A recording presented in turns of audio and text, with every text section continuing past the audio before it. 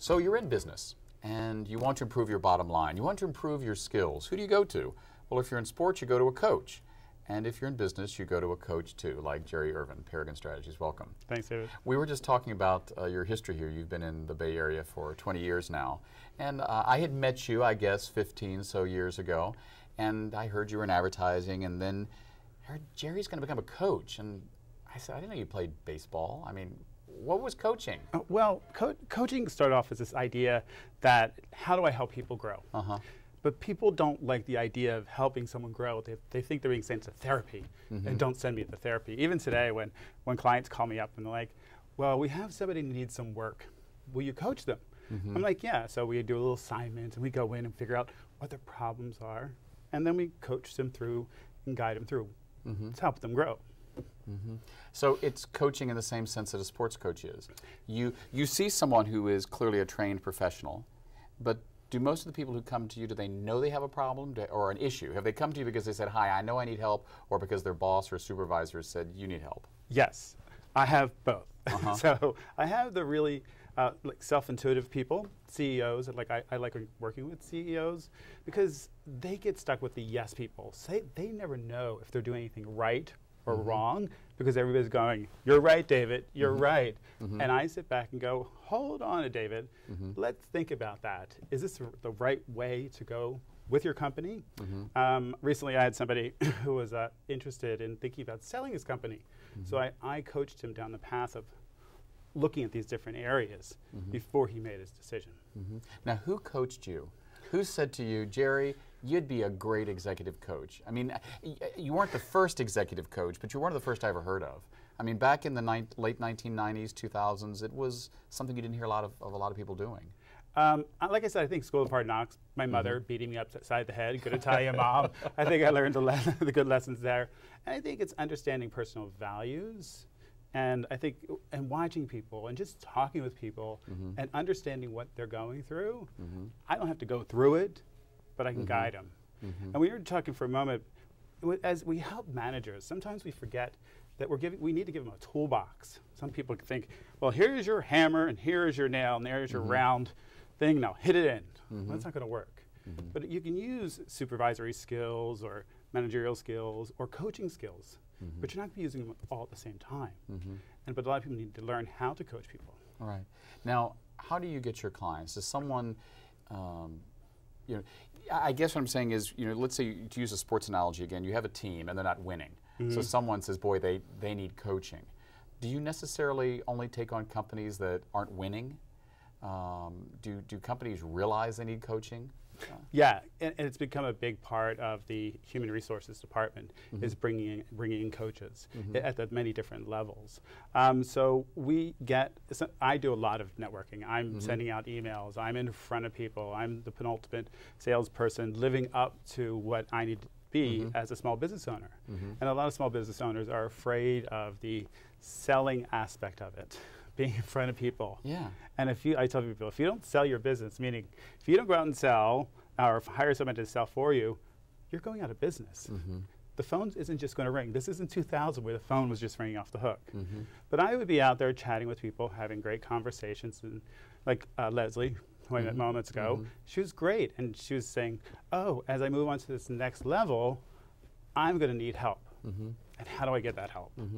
And a lot of times it's, hey, you're really good at this job. You're really good at building mugs and putting a logo on it. You've been doing this for 5 years. Now go manage people. Do you think that's the scariest thing for someone who's been in business for a long time, realizing I've done this for a while and now you want me to do something different? It's really pulling them out of their comfort zone. They all want it. They all go, it's my turn to manage people. It's my turn to start moving up the ranks. And then they're given the human asset, the other people they have to manage. And they don't understand how these people differ and what each one of their needs are. And so they, again, try to use the techniques that they know because they've never been trained, as we do at Paragon, train people to be managers. They've never been coached. And most of our experience comes from our previous bosses, previous culture we worked with, whether it was good or bad. That's where we learned. So what are some of the common mistakes that a new manager makes? Well, there's the, I want to be friends manager. So it's like, oh, I was friends with you now. I still want to be your friend, and they don't know the boundary. When you move into managerial role, you have that like versus respect has to change. I mean, they can still like you, they can still respect you, but the things you do can't be the same as before. So that's a big mistake. The other is, I want to be a hands-off manager. No such thing as a hands-off manager. And where does that usually come from? People just think that, oh, that's a great way to manage, or they're scared to manage. Yeah, they don't know how to manage. They don't know what it means, and they're scared to do it. They don't know how to do it. They'd rather not do it. They think that the other person knows their job. I'm butting in if I go and guide them. But that's the biggest thing, I think. And what makes a really excellent manager? Is it intuitive? I mean, yes, your job is training people and bringing out their best. But is there some sort of person that just is innately a good manager? Yes, there are very few, because most of it's training. I would say if you want good staff, you have to give them a good manager. And a lot of people forget to train their managers to be good at what they're doing. It's trial by fire, learn by experience. Or the thing we see all the time too is, well, I'll wait till the end of the year to the review to tell that person about what, about their defaults. And so then you have a year's worth of bad work. Oh, you get more of your reward. If you don't tell them they're doing something bad, you're getting more of it. If you tell them they're doing something good, you'll get more of that. So when people don't sit down, and the number one thing that managers have that we all want is time. Just a little of their time.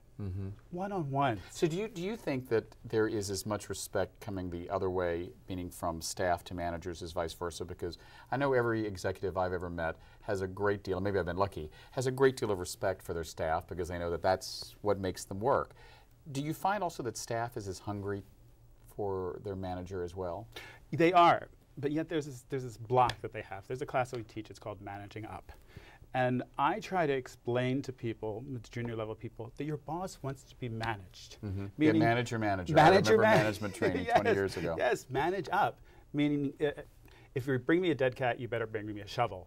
I did not kill a cat in this analogy. So what happens is, as a lot of people don't understand this, that the manager wants to make decisions, but bring me the solutions when you bring me the big problem. Yeah, I remember hearing once someone talk about then Mayor Dianne Feinstein, now Senator Feinstein, and they worked for her, and they said that her management skill had one phrase, and that was, don't bring me problems, bring me solutions. Yep.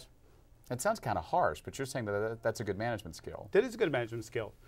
And there's still other people out there that want to make all the decisions. And if you really want to be successful with them, don't bring them one. Bring them two choices that are both win-win for you. And so instead of saying no, they're getting to choose between A and B, and you win. So there's different types of people. I used to say, come into my office, tell me what you want, get out. I mean, jokingly. Yeah. But they knew that it was really quick, I can answer the question. Right. But there are other people, like analytical people out there, they need all kinds of information to make a decision. So, or we call the amiable people. They want to know who's part of the decision-making process. Are we friends first? Don't come in and ask me questions. Ask me how I'm doing first. So your business all the time is building and fostering relationships. Tell us, if you can remember or if you can talk about it, the best experience you've had working with a company or an individual. And does it tend to be companies or individuals? Individuals. And the worst experience? The best, actually just very recently, I was coaching somebody, real nice person. She's new into management, just had a PhD in organization. So she was talking about working with her boss and working with her team. And I got to the point, I said, wait a second, let me stop for a second. I said, were you a straight A student? She says, yes. I said, okay, life isn't about getting everything right. You're going to make mistakes. Are you okay with making mistakes? No one ever told her that, because she had been living with this sort of these scholarly, with the professors and the way they work with professors. And she was rewarded when she did good work. She got an A or an A. And when in real life, we're not going to get A's all the time. Some days we're going to get C's. Some days we're going to get D's. But she's so used to getting A's that she got flustered. So that was one of these things I just started laughing. I'm like, was that a good experience because you felt like you had broken through something? She had broken through it. As soon as I said it, she knew exactly what I was saying. And that's really what coaching is about, is digging deep so they can find the answer for themselves. I kind of understand what's going on, but I want them to figure it out, because if it comes out of their mouth first, then they have the aha experiences. Right. What about a worst experience? Oh gosh, worst experience. Well, there are some people who just don't get the communication idea. They just want to fight with you, and they want to have the dialogue. And I'm like, bring it on. So I had gone to an organization. I was working with a set of C-level people. It was their retreat. And there were 10 people in the room. And there's this one guy. He was just a contrarian. Everything I'd say, he was a contrarian. And at first, I'm like pulling back, and I feel my wall going up. And then I realized he really wasn't. It was the way he spoke. But a lot of people disrespected him or thought he was rude, but it was just the way he asked questions. And he was one of my biggest advocates at the end. At the end, so you found a way to bring out the best. But most of the stuff is a story going on in our head. Right. I had written a story about that guy without even having all the conversation. Yeah. We've been speaking with Jerry Ervin of Paragon Strategies, helping make your business and your management team better. I'm David Perry, and this has been 10%. Thanks for watching.